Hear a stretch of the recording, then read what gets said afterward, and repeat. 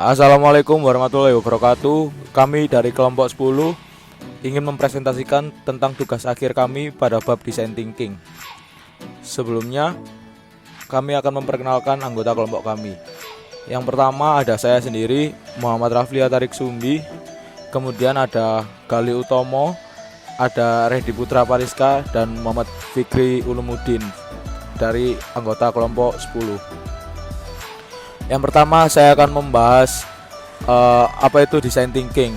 Design thinking ada 5 tahap. Dari 5 tahap itu ada empathize, yang kedua ada define, ketiga ada ideate, keempat prototype, kemudian test. Oke, baik. Pertama-tama saya akan menjelaskan terlebih dahulu apakah itu design thinking. Design thinking adalah suatu metode baru dalam proses desain yang berfungsi untuk menyelesaikan permasalahan kompleks yang berfokus kepada pengguna itu sendiri. Kemudian, design thinking itu menciptakan ide-ide baru yang inovatif berdasarkan dari kebutuhan pengguna, sehingga ide-ide tersebut dapat memecahkan masalah yang dirasakan oleh pengguna itu. Untuk pertama-tama, tahapan design thinking ada empathize. Empathize merupakan pemahaman mendalam tentang masalah dan realitas dari pengguna. Proses ini membantu kita mendapatkan pengalaman dan kondisi yang dirasakan ataupun keresahan yang dirasakan oleh pengguna tersebut. Jadi, dengan kita berinteraksi dengan pengguna dan kita mengetahui keresahannya, kita akan mendapatkan pemahaman yang dirasakan atau keluhan yang dirasakan oleh pengguna tersebut. Selanjutnya, tahap define.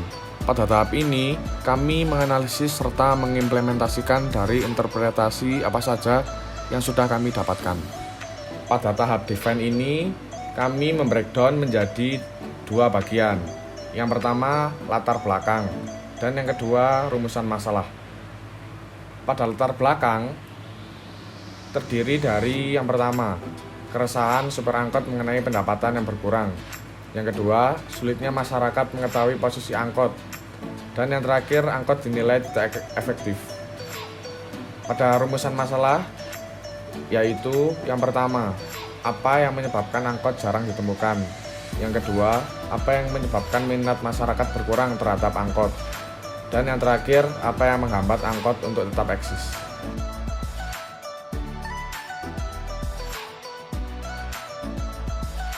Selanjutnya, tahap ideate. Pada tahap ini, kami melakukan brainstorming untuk menemukan solusi dari permasalahan yang didapat.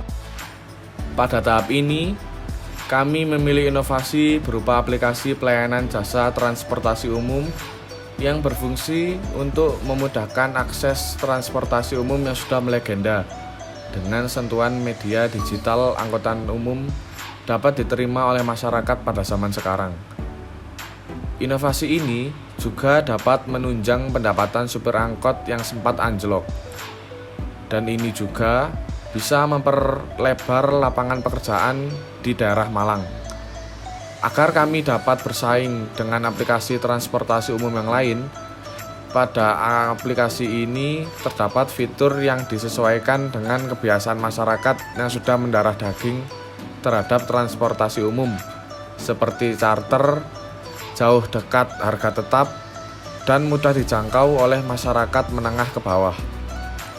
Agar dapat meningkatkan kualitas pelayanan dan menjamin keamanan serta kesiapan dalam segala aspek yang dibutuhkan, kami akan bekerjasama dengan Dishub, pemerintah Kota Malang, Organda, dan Universitas Brawijaya. Kelebihan dari aplikasi ini, yang pertama, dapat mengetahui lokasi angkot secara aktual. Yang kedua, mengikuti kapasitas angkot yang akan ditumpangi. Yang ketiga, mengetahui destinasi dan tujuan secara jelas. Yang keempat, mengurangi angka pengangguran. Yang kelima, dapat memeratakan pendapatan supir angkot. Yang kelima, akses perjalanan praktis karena rute sudah jelas. Yang keenam, biaya murah dan harga stabil. Yang ketujuh, mencegah waktu ngetem bagi supir angkot. Dan yang terakhir, mengurangi kemacetan. Kekurangan pada aplikasi ini, yang pertama, jalur sudah ditentukan. Yang kedua, kuota terbatas. Yang ketiga, setiap supir harus memiliki smartphone. Dan yang terakhir, unit harus banyak. Lalu kita menuju prototype, yaitu tahap representasi dari ide yang sudah ada dan ditentukan bersama sebelumnya. Dan ini merupakan tampilan utama dari prototype aplikasi MicroLED. Namun, karena ini masih berupa prototype, dalam pengembangannya kita akan menambahkan menu login dan pendaftaran di laman utama aplikasi, yang mana memang itu adalah suatu keharusan dalam penyediaan jasa sebagai upaya antisipasi kejahatan yang marak terjadi. Dalam tampilan utama aplikasi ini dapat dilihat logo berupa nama aplikasi serta tagline yang kita usung, yaitu "Maju bersama MicroLED". Hal ini dalam artinya mengajak masyarakat untuk mendukung jasa MicroLED sebagai bentuk pemberdayaan bagi sopir angkot dalam ketatnya persaingan penyediaan jasa transportasi di era sekarang. Di dalam menu utama dapat ditemukan fitur "Mau Kemana", yang merupakan tombol aplikasi untuk menuju laman permintaan jasa MicroLED untuk mobilitas pengguna aplikasi. Juga ada info rute sebagai informasi lajur serta destinasi yang akan dilewati MicroLED. Ini merupakan laman untuk penggunaan jasa MicroLED yang dapat dipilih, yaitu pesan sekarang serta sewa atau charter angkot. Lalu kita coba memilih destinasi perjalanan, yaitu sebagai contoh adalah titik penjemputan di Jalan Maijen Panjaitan dengan tujuan Terminal Arjosari.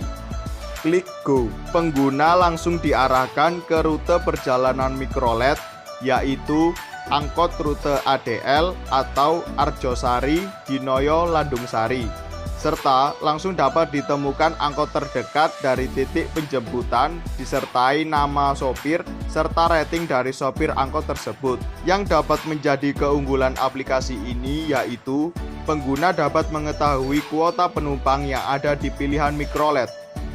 Jika kuota penuh dapat ditandai dengan warna merah.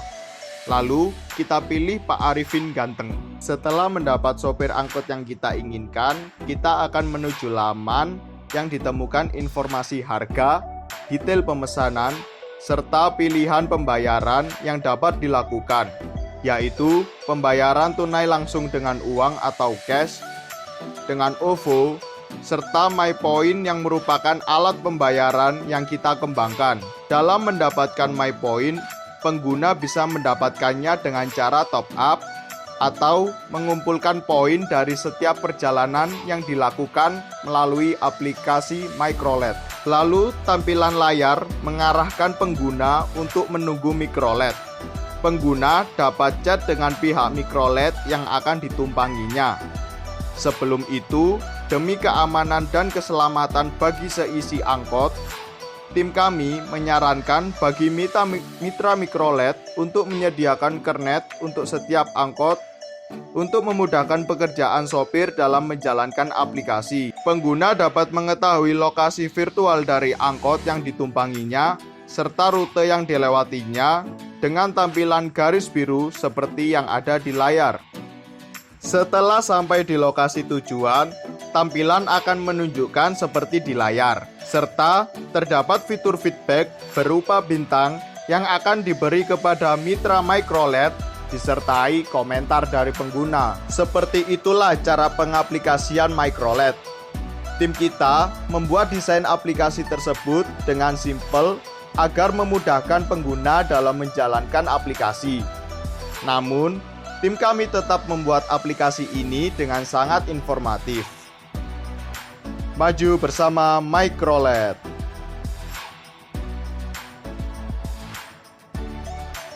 Sisi positif atau keunggulan dari aplikasi MicroLED adalah aplikasi ini memiliki fitur membantu masyarakat mendapatkan angkutan yang memiliki harga tetap walaupun jarak yang ditempuh jauh atau dekat.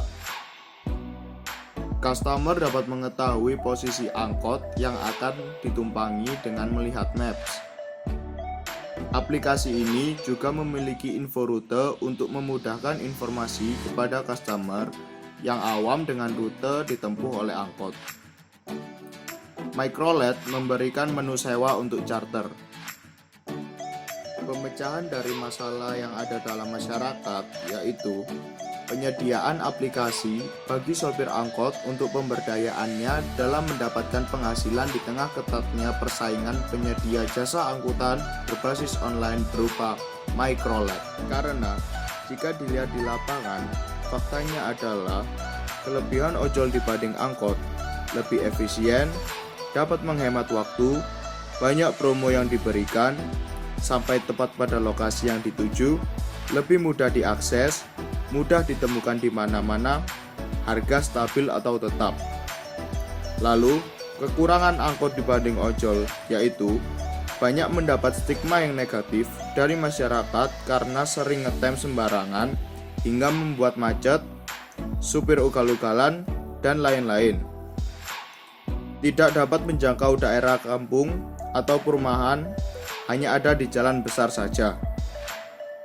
Kurangnya efisiensi waktu dikarenakan jadwal yang tidak tentu.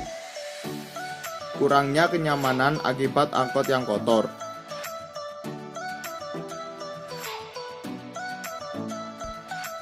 Selanjutnya adalah tahapan tes. Pada tahap ini, kami melakukan percobaan hasil dari prototipe kepada para konsumen atau masyarakat.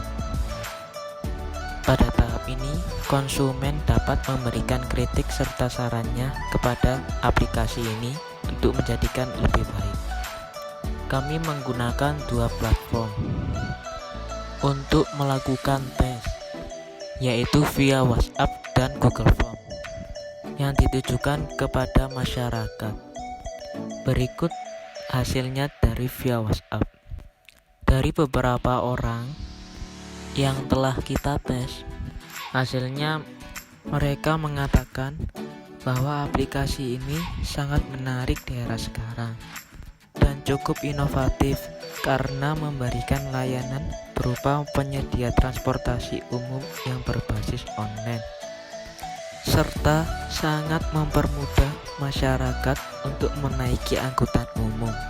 Selanjutnya, hasil tes dari platform Google Form. Pertanyaan pertama, apakah aplikasi ini berguna untuk mengatasi masalah transportasi di Indonesia? Dari 10 tanggapan, 60% menjawab iya, 40% menjawab mungkin. Pertanyaan kedua, apakah aplikasi ini efektif? Dari 10 tanggapan, 50% menjawab iya dan 50% menjawab mungkin. Pertanyaan ketiga, bagaimana tampilan aplikasi? Mayoritas menjawab menarik dengan hasil 20%. Pertanyaan terakhir, apakah Anda setuju jika aplikasi ini diluncurkan? 100% menjawab iya. Sekian dari kami.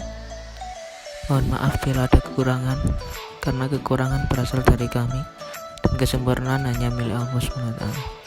Assalamualaikum warahmatullahi wabarakatuh.